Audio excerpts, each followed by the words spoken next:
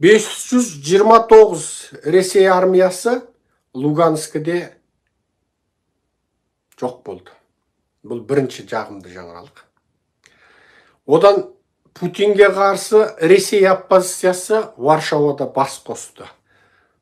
Яғни Варшавада ресми түрде Путинге қарсы Ресейдің белді азаматтары бас қосып жатыр. Енді бұлар Ресейдің босқындағы үкіметін, босқындағы Ресей парламентін құруды жоспарлап жатыр. Егер батыс бұны қолдап алып кетсе, онда Путиннің билігін заңсыз билік деп жариялауы бек мүмкін. Ал Ресейдің өз ішінде қазір сұмдық болғанда Путинге қарсы сөздер ашық-ашық әлеуметтік желіде айтыла бастады.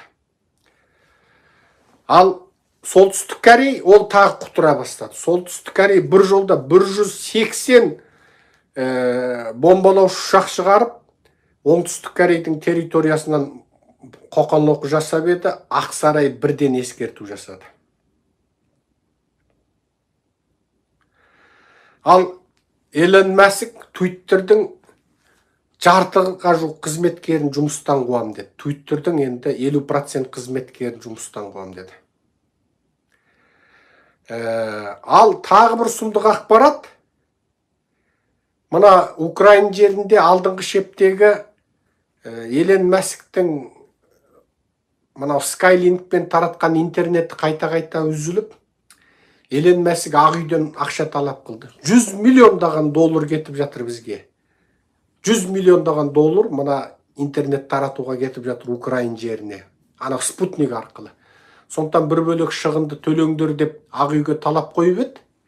Ақ үй жауап бермей қойды. Енді Элон Маск соғыс үшін беріп жатыр. Енді қайта-қайта интернет үзіп қойып жатыр, біреу төлесін деп. Ал Украин керісінше мына интернет тарататын базаны көбейтіп Элон Маскке талап қойып жатыр. Еуроодаққа талап қойып жатыр. Мына Элон Маскке төлейсіңдер ма бірдеңе қылып, бізге мына интернетті көп кеңістікте тарататын қылыңдар деп жатыр. Сөйтіп еді, мына кері кеткен мына Байден шал Твиттерді сындап жатыр. Себеп Твиттерді Элон Маск алды ғой, 50% қызметкерін кетірді. Бас атқарушы, бас есепші, бас қазынашы, бас сарапшыны бірақ жұмыстан қуды. Енді 50% қызметкерді қуам дейді. Ол Элон Маскке сен 100 миллиондаған доллар шығын кетіп жатыр екен деп, оның төлегеннің сыртында төлеместен енді Твиттерді сындап жатыр. Байден шал президент атымен Твиттерді сындап жатыр. Неге? Твиттер солшыл демократтардың бүкіл ақпарат, Нью-Йорк Таймс қолында, Вашингтон Пост қолында, бүкіл телеарна қолында, бүкіл газет қолында, бүкіл Facebook қолында, Instagram қолында, Google, YouTube қолында. Твиттерде кезінде сол Байденшіл болған. Енді сол шептен мынау шегініп шықты. Енді бұл республикашылдарды ашық қолдамаса да сол бағытқа бара жатыр. Кезінде Трампты қолдаған Парлердің көзін құртты. Парлерді банкрот жасап жіберді. Амазоннан алып тастады. Apple Store'дан алып тастады. Парлерге тіркелген программа түсірейін десе, түсіретін программа жоқ. Елдің бәрі хакер емес іздеп жүріп тауып алатын. Жоқ, Google'ден іздесең Парлер жоқ. Оны банкрот жасады Парлерді. Енді Твиттерге қарсы шабуыл шығып жатыр. Ал Твиттер орысқа қарсы ашық Украинды қолдап интернетпен қамдағанмен, бірақ Твиттерге, мына кімге? Твиттер дейм ау? Элон Маскке. Твиттердің де иесі Элон Маск, мына Украинды интернетпен қамдаушы спутниктердің де иесі Элон Маск сол. Енді оны Байден шал сындапты. Енді арғарай ақша төленбесе, Элон Маск интернетті тоқтатуы мүмкін. Жуырда қайтадан тоқтап жатыр. Енді мына қызық қой, мына қақалып қалдым. Ең қызығы, НАТО Украинға миллиондаған қыстық киім, әскери қыстық киім сыйлады. Ал керісінше Ресейдің әскерилері қыстық киім қолдарына тимей, алды үсіп ауырып жатыр. Тоңып, неше түрлі суық тиетін аурулар ауырып жатыр. Қысқасы дүние жүзі екі-екіге жіктеліп, қазір бір шырпы тартып жіберсең, әлемдік соғыс басталайын деп тұр ғой. Дүние жүзі болып 2-2'ye жіктеліп жатыр. Енді Путин аяқ астынан Ресейге визасыз келетін бір режимді жариялап жатыр.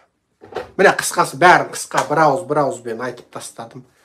Менікі кінәлім емес. Мен саяси шолуымды бүгін енді өстеп бір ұзағырақ айтып қойдым. Айыпқа бұйырмаңыздар. 1321 қазақ ұйықтамай отырып демалыпсыздар. Кешеме алдың күні Нью-Йоркта уақыт өзгеріпті. Енді бүгін бұрынғыдай сіздермен 12 сағаттық айырма емес, енді 11 сағаттық айырма болды. Дәл қазір Нью-Йоркте түскі сағат 2 болайын деп тұр.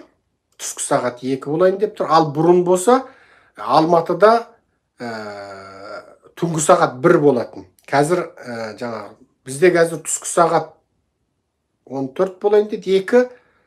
Жаңағы Алматыда қазір 1 болайын деді ма? Алматыда қанша? Алматыда 0:57. Бұрын бізде Нью-Йоркте түскі сағат 2 болғанда сіздерде түнгі сағат 12 болатын. Қазір міне Алматыда 1 болайын деп жатыр екен. Яғни 11 сағат айырма болатын болды қазір Нью-Йорк пен Алматының ортасы. Бұрын 12 сағат айырма еді. Жақсы, аман сау болыңыздар. Мен сіздерменен қоштасамын. Мынау Атажұрт партиясының барлық үндеулерін таратып бөлісіп отыруды ұмытпаңыздар. Атажұрт партиясының белді жұмыс тобының телефонын, жаңағы мына жұмыстарды қыдырып жүрген жігіттердің телефонын жариялайын.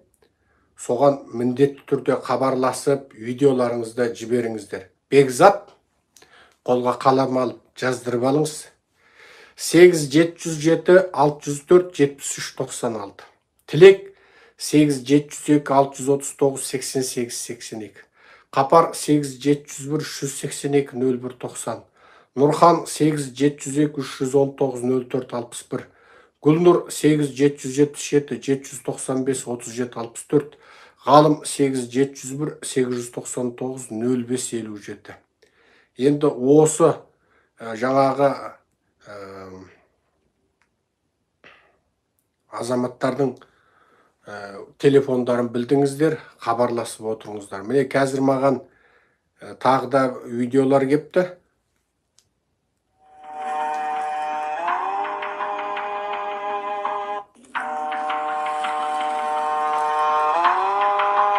Қазір каналға салам. Атажұрттың мына жүрген тұрған жерлер туралы құлақтандыру видеолары бар. Қазір бәрін каналға салып отырам. Каналға көріңіздер. Мына сіздер қызықсыздар кейде енді. Анау атасы басқа, иті қара қасқа, орыс-украин соғысын айтсам, бәленбай 100 мың қазақ көреді. Мына жылаған, зарлаған, қаңтарда қырылған, өлген қазақты айтсам, оның 10% көреді.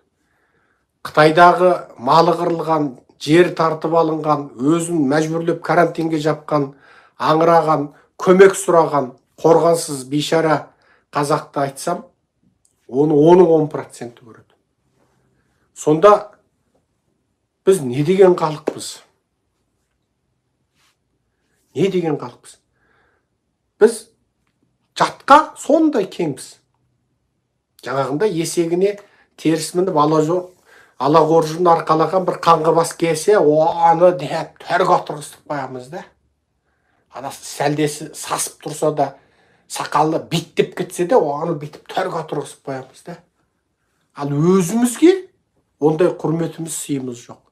Сондықтан Құдайдың қарғысына қаламыз. Өзімізді сыйлай қалды мен.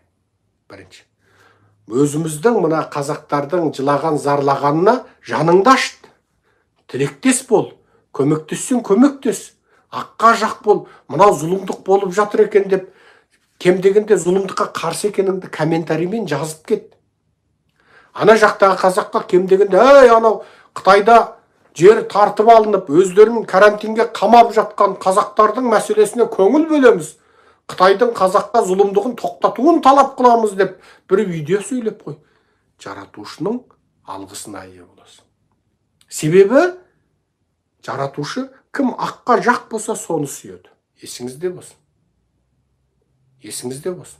Аққа жақ болса ғана жаратушы сүйеді оны. Жақсы, аман сау болайық. Бөлісіп таратыңыздар. Құрметпен Серікжан Біләшұлы.